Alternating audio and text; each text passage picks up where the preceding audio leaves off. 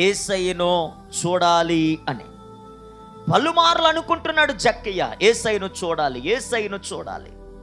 యేసయ్య కొరకు వినడమే గాని యేసయ్యను ఎప్పుడూ చూడలేకపోతున్నాను. యేసయ్య కొరకు పలుమార్లు అనేక మంది ప్రజల నోటంటి వింటూ వచ్చాను. కానీ ఆయన ఎలా ఉంటాడో, ఆయన మహాత్మ్యమేంటో, ఆయన ఎలా ఉంటాడో, మహత్కార్యాలు చేస్తున్నాడని అందరి నోటంటే విన్నాను. ఆయన మనుషుల్లాగే ఉంటాడా, ఆయన ఎలా ఉంటాడో అని జక్కయ్య యేసయ్యను చూద్దామని తెగ ఆశపడుతున్నాడు. ఒకరోజు జక్కయ్య ఆశపడినట్లుగానే యేసయ్యను చూద్దామని యేసయ్య ఉన్న చోటకి వెళ్ళాడు. కానీ యేసయ్య జక్కయ్యకు కనబడలేదు. ఎందుకనో తెలుసా? చాలా మంది ప్రజలు, యేసయ్య చుట్టూ చాలా మంది ప్రజలు కుమ్ముకొని ఉన్నారు. జక్కయ్యకి యేసయ్య కనబడలేదు.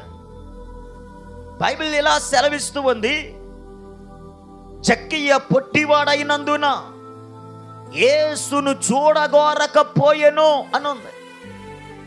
యేసయ్యను చూడలేకపోయాడు. జక్కయ్య వెనకకు మళ్ళీపోయి, ఈరోజు అవ్వలేదు కదా, మరొక రోజన్నా చూద్దామో లే అనుకోలే. ఆయన ఒక ఆశ ఏంటో తెలుసా? ఎలాగైనా ఈరోజే యేసయ్యను చూడాలి, ఎలా అయినా ఈరోజే యేసయ్యను చూడాలని ఆశతో ఉన్నాడు. వెంటనే జక్కయ్య ఏం చేశాడో తెలుసా? ఇక్కడ ఆయన కనబడకపోతేనేమి, ఆయన ఏ దారి గుండా వెళతాడో ఆ దారిని కాస్తే ఆయన ఎలా ఉంటాడో చూస్తే సరిపోతుందిలే, ఈరోజు ఎలాగైనా ఆయనను చూడాలి అనే ఆశతో జక్కయ్య యేసయ్య మార్గాన్ని కనుగొని, ఆ మార్గము త్రోవ పక్కన ఒక మేడు చెట్టు ఉంటే ఆ మేడు చెట్టు ఎక్కి యేసయ్య కంటే ముందుగా ఆ త్రోవలో యేసయ్య కొరకు ఎదురు చూస్తున్నాడు. ఎందుకని అనంటే ఒక ఆశతో ఎదురు చూస్తున్నాడు. యేసయ్యను చూడాలి అనే ఆశతో ఎదురు చూస్తున్నాడు. ప్రజలు ఉన్నందున ఆ గ్రామంలో యేసయ్యను చూడలేకపోయాడు పొట్టివాడైనందున. కానీ ఆయనకు ఒక ఆశ ఉండిపోయింది, ఎలాగైనా ఈ రోజే యేసయ్యను చూడాలి అని. ఆయన వెళ్ళు త్రోవ పక్కన ఉన్న మేడు చెట్టు ఎక్కి చూస్తే ఆ త్రోవ గుండా వచ్చిన యేసయ్య జక్కయ్య దగ్గరకు వచ్చి, జక్కయ్య త్వరగా దిగుమో అని పిలిచాడు. పేరు పెట్టి పిలిచాడు. పిల్లల జాగ్రత్తగా వినండి, జక్కయ్యకి ఆశ ఉంది యేసయ్యను చూడాలని. ఆశతో పరిగెత్తుకొని వెళ్ళాడు. కానీ అక్కడ ప్రజలు గుంపు కూడి ఉన్నందున జక్కయ్య యేసయ్యను చూడలేకపోయాడు. కానీ ఆశతో ఎదురు చూస్తే, బిడ్డలారా జాగ్రత్తగా వినండి, జక్కయ్య దగ్గరికి యేసయ్య వచ్చాడండి. ఆశతో ఎదురు చూసినటువంటి జక్కయ్య దగ్గరికి యేసయ్య వచ్చి చూస్తే సరిపోతాదిలే అనుకునేటువంటి జక్కయ్య జీవితంలో తనకున్న ఆశను బట్టి దేవుణ్ణి జక్కయ్య దగ్గరికి తన ఆశ తీసుకుని వచ్చింది. హల్లెలూయా. మేడు చెట్టు దగ్గరికి ఎవరు వచ్చారు? యేసయ్యే వచ్చాడు. వచ్చి అప్పటికే జక్కయ్య ఎక్కడున్నాడు? మేడు చెట్టు మీద ఉన్నాడు. మేడు చెట్టు మీద ఉన్నాడు కనుకనే యేసయ్య అంటున్నాడు, జక్కయ్య త్వరగా దిగు అంటే ఎక్కడున్నాడండు? మేడు చెట్టు మీద ఉండి కూర్చొని చూస్తున్నాడు. ఎందుకనో తెలుసా? ఇప్పుడు కిందన ఎక్కడైనా అరుగు దగ్గర ఎక్కడైనా కూర్చొని కానీ నిలబడి కానీ ఉంటే ఆయన ఇంకా నేను చూడలేను, ప్రజలు కమ్మేస్తారు, ఎవరు నన్ను చూడనివ్వరు, నేను పొట్టివాడును గనక ఆయన నాకు కనబడడు అని ఇంకా ఎంతమంది ప్రజలున్నా కానీ చూడగలిగిన చోట ఒకటే, కొంచెం చెట్టెక్కి కూర్చున్నానా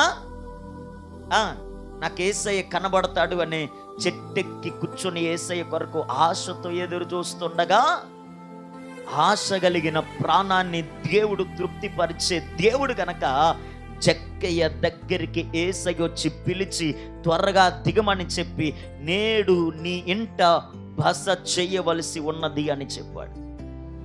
జక్కయ్యకు ఒక ఆశ ఏంటి? ఆయన చూస్తే సరిపోతుందిలే అనుకున్నాడు, అంతేగాని యేసయ్యే మా ఇంటికి వస్తాడా?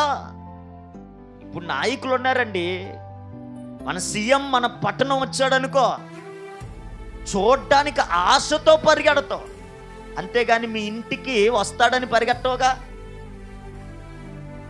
లేకపోతే ఒక యాక్టరే మన ప్రాంతానికి వచ్చాడనుకో, కొంతమంది ఏం చేస్తారు, చూడ్డానికి ఆశతో పరిగెడతారు, అంతేగాని చూసిన వ్యక్తిగా వచ్చేయడానికి నువ్వు ఇష్టపడతావే కానీ ఆశతో చూసి వచ్చేస్తావు. కానీ నీ ఇంటికి రావాలని నువ్వు కోరుకోవు కదా, అసలు ఆ ఆలోచన నీలోనికి రానివ్వు. హల్లెలూయా. ఎందుకని మనం సామాన్యమైన మనుషులం. అంత గొప్పవారు మన ఇంటికి రాగలరా? రారు. రావాలి అని అంటే ఎంతో మంది దగ్గర రికమెండేషన్లు అవి ఇవి చాలా జరగాలి. హల్లెలూయా.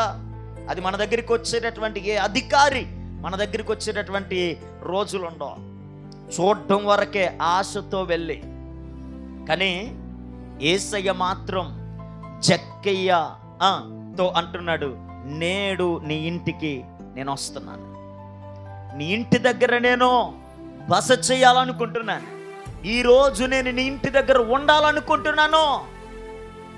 ఒక్క క్షణం చూస్తే సరిపోతుంది అనుకున్న ఆశతో ఎదురు చూస్తున్న జక్కయ్య ఇంటి దగ్గర ఒక నిమిషం పాటు ఆయన చూసి వెళ్ళిపోదాములే అని ఆశతో ఎదురు చూస్తున్న జక్కయ్య,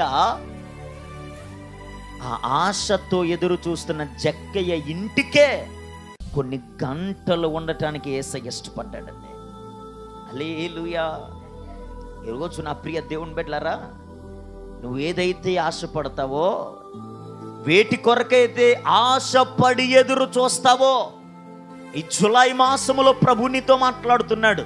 నువ్వు ఆశపడినది దేవుడు నీకు దయచేయబోతున్నాడు. ఆశ కలిగిన ప్రాణమును దేవుడు తృప్తిపరచబోతున్నాడు. జాగ్రత్తగా వినండి.